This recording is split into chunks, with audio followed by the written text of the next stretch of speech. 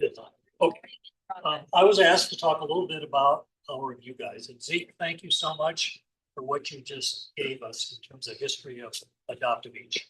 It's hard to believe 30 years ago today, March 28th, we were starting on the downward limb of the first experimental flood at Glen Canyon Dam. As I was driving into Flagstaff last night, I drove by the Target store. I know there used to be a Kmart store somewhere in that vicinity. And I was thinking back to 1996 and talking with you folks then. And that was when Tom Moody and I ran around Flagstaff and bought every disposable Kmart that we could find in Flagstaff. And Tom took the responsibility of running up to the ferry and making sure every trip that was going out had campers. And I'm so glad that it has continued to mature as a citizen science program and the importance that it plays. I'm going to talk a little bit about that today. First off, I wanted to, I guess I was speaking in Moab in November, and I did a little history deal on the water policy and environmental policy as it related to science in the Colorado River system. And this idea came up. There are 4 items here that are absolutely essential to every boat person. Your rigging bag, your bailing bucket, your ammo can, which is the subject of this talk, and your beer. Sadly, I think if the waters continue to warm in the Grand Canyon, we may have to put a lot of our beer on ice and coolers, etc., or learn to drink warm beer, which Corderly told me earlier today that if you buy better beer than we typically buy, we'd be okay. So anyway, let's go. The point here is I want to talk about your influence because you've had a tremendous influence over the years in the Grand Canyon. What's your role as a guide? Your role as an interpreter. We've heard a lot about that today. You provide knowledge to your clients. You're a connection to the past, which I'm going to go into a little bit here. You're an educator. Most importantly, most of you are really good storytellers. You help connect the dots for your client. They might not understand the policy, the laws, what the Bureau is doing upstream. The joke about how electricity gets put back in the water. We've had them, how do you get the water to go all the way back around the dam so we can run the river? You know, we've all heard these various perspectives in this. And then most importantly, keeping the boat headed in the right direction. River runners have always been the eyes and ears for what's going on in the canyon. Oh, this way. So the point is that you're always going to continue this. This is one of your key roles. You help tell the agencies, the scientists, what's going on in the canyon whenever you're out there. Knowledge transfer comes in a variety of ways. And I'll put this slide up for a couple of reasons. One, you know the voting community, the early educators in the voting community. Joel Barnes came up here earlier. Joel has done a lot of trips, 20-year trips, Joel, but it is an indication there has been education going on in the Grand Canyon, in Cataract Canyon for many, many years. This guy, figure out what is this, right there. His name is Floyd Dominy. He was the commissioner of the Bureau of Reclamation during the building of Glen Canyon Dam. Down here is David Brower in the lower corner here, Martin Litton, and of course Bruce Batter. Way up in the upper corner is John Wesley Powell. And if you go to Washington, D.C. today, you have 2 opportunities to actually see not only this portrait, which is in the National Portrait Gallery, but also if you go up to Arlington Cemetery, way up in back, Civil War section, there's a huge piece of granite. And that's where John Wesley and Emma are buried. So if you ever go up there, and I used to do a lot of talking and testifying in the Congress, I would always go up there before I had to make a testimony to the Senate or the House with a can of Coors beer and sit there with the major and say, give me some inspiration. So today I didn't have the major with me, but I did go up to the fair. I did stick my hand in the water. I felt I needed it. One of the greatest joys in my life, and I ran the Glen Canyon Environmental Studies from 1982 through 1996. Yes, there was another acronym before GTS. It was called the Glen Canyon Environmental Studies. We were a Bureau of Reclamation program, started at the direction of the Secretary of Interior to look at the issues associated with the operations of Glen Canyon Dam. And I'll get into why on that in just a minute. One of the great honors of my life, as I was saying, is to get to connect David Brower, Floyd Dominy. Those two icons, and you can imagine they are 180 degrees different. Floyd wanted to build dams. He was very good at it. He ended up his life in Winchester, Virginia, raising bulls, specifically to harvest bull semen, so that he could make a lot of money breeding cows, etc. But if you were ever to go to his house, I had the pleasure of going there multiple times to do oral interviews with him. He had so much history of the early reclamation period on his walls. It was just amazing. Photographs, paintings, all kinds of other artifacts were given to him. David Brower was the opposite of the spectrum. David Brower ran the Sierra Club for many years and was a vocal adversary of Floyd Dominy. Martin Litton, of course, was always there for many of us to talk about his knowledge and history of the river. Bruce Babbitt today is still with us. Just chatted with him at the Colorado River Water Users Association meeting in December. And he's agreed to do an oral history study with us, looking at his role on just Colorado River science and history. So I'm looking forward to starting that project. This guy, though, this is really the key to this talk. Because prior to this fella coming on the scene, James Gaius-Watt, who was the Secretary of Interior in the first Reagan term, didn't last a whole long time, but his impact was extreme. His issue is when he came in, we were just coming off of an energy crisis. Most of you are too young for this, but those of you who aren't, we had this energy crisis in the mid-70s where gasoline spiked to $1 again and those things. And we just didn't have enough energy. Mr. Watt wanted to put additional generators on the river outlet tubes at Glen Canyon Dam. We had several energy bills passed into Congress, and he thought, why don't we not do it? Well, this time we had what was called the National Environmental Policy Act in place. And it's the first time your community, the guide community, really got involved. The reason for that is you started to learn how to use NEPA. And a lot of you who had the ammo can, you carried little 3x4 cards. Sometimes you even put stamps on it. And you said, this is who you need to write in Washington, D.C. about ensuring the Bureau of Reclamation follows through on doing some sort of environmental impact on the impacts of Glen Canyon Dam. Put into context, and Wayne talked about this earlier. In 1956, when the Colorado River Storage Project Act was passed into law, there was no such thing as NEPA. Never. It didn't have to do environmental impacts. And so it never underwent any sort of environmental review. Years later, I'm looking over the face of the dam and asking one of those older dam operators that worked for Tom Gamble at the dam, how did you set minimum flows? And he said, we looked over the backside of the dam here in the downriver, and we saw we got to keep some water in there so we don't dry it up totally. So it was just trying to guess how much water we could push downstream at a minimum in order to preserve the ability to peak the hydro peaking power that the dam had been famous for. Anyway, Mr. Watt then got in a lot of trouble. And ultimately it resulted in the first EA on December 6, 1982, that resulted in the formation of the Glen Canyon Environmental Studies, and it allowed us to, for the first time, begin to look at the impacts of Glen Canyon Dam. And I say that because I got called in immediately to Washington. I was appointed by Cliff Barrett to run the program, Cliff Barrett being the former regional director in Salt Lake City. And I got immediately called to Washington and sat down in the Secretary of Interior's office with Mr. Watt and said, you will never change the operation of this dam. Need I repeat myself? You are to go out there, do science, use some of the power users' money, and make it look like we're doing stuff, but we're going to continue moving forward on the operations. Well, luckily, I guess in some respects, Mr. Watt lasted until November 8th of 83, when he made his infamous statement about some certain nationality on an airplane, and some reporter picked it up, and the rest, he was gone. There we go. 1983 was the next major impact that happened. Now, 1982, we were moving forward on looking to spool up the Glen Canyon environmental studies, what that might look for. I was the staff of one. That was my staffing. I was going to be me, working with contractors like Arizona Game and Fish, USGS, and a variety of others, Fish and Wildlife Service. 1983 happened.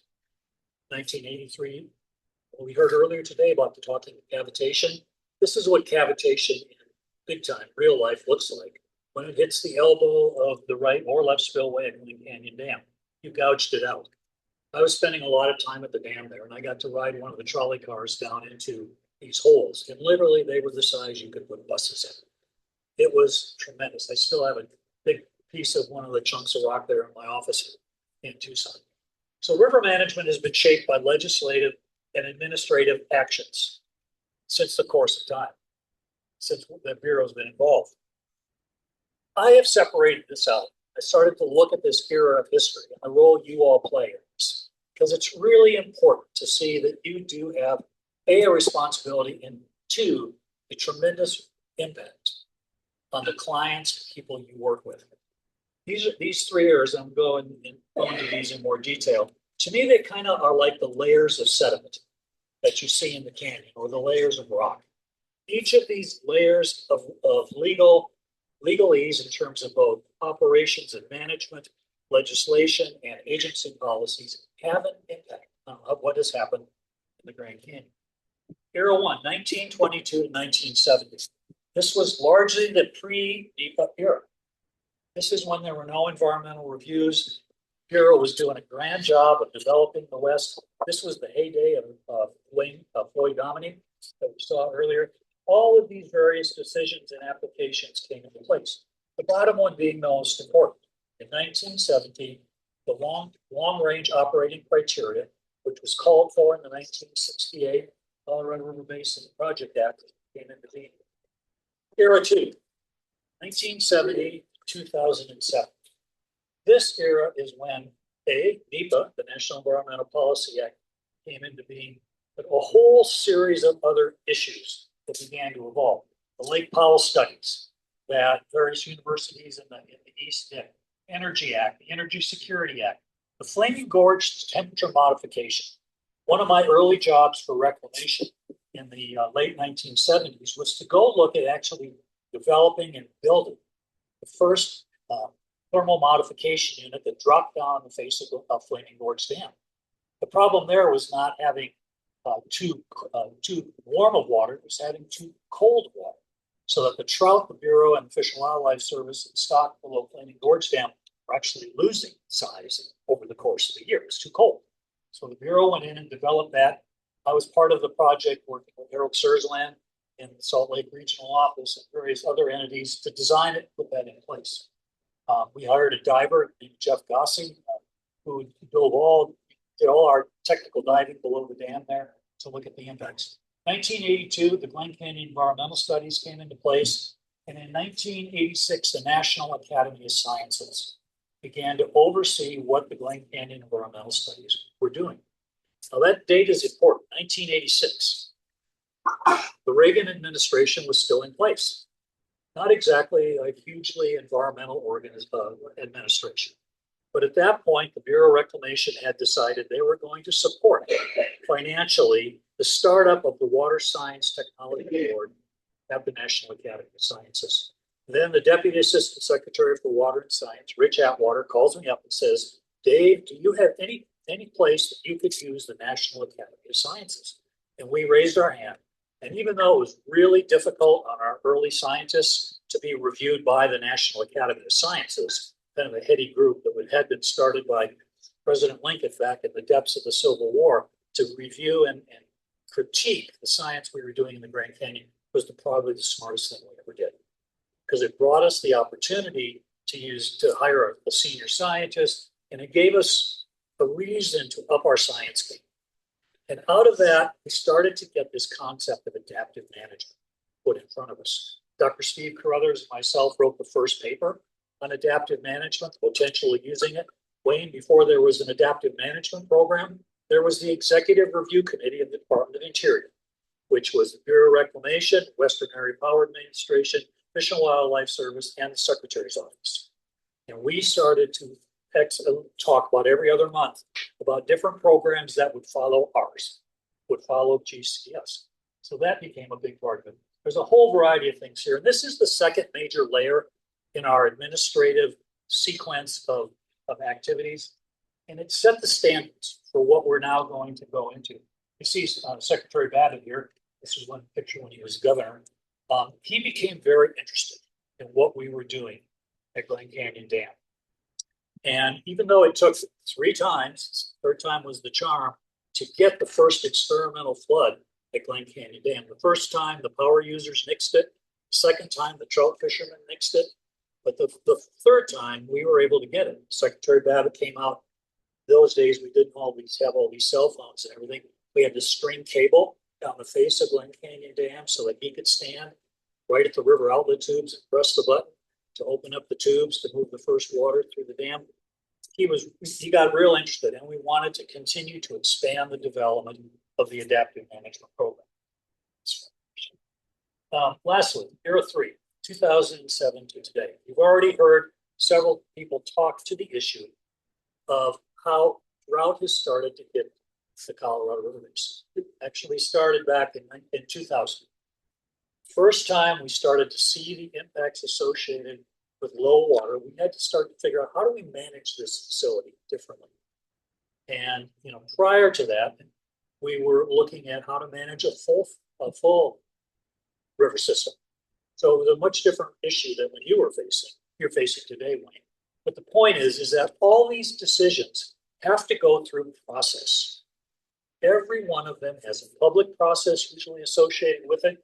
It has interaction between you and that agency that might be implementing it. It has interactions between you and your clients.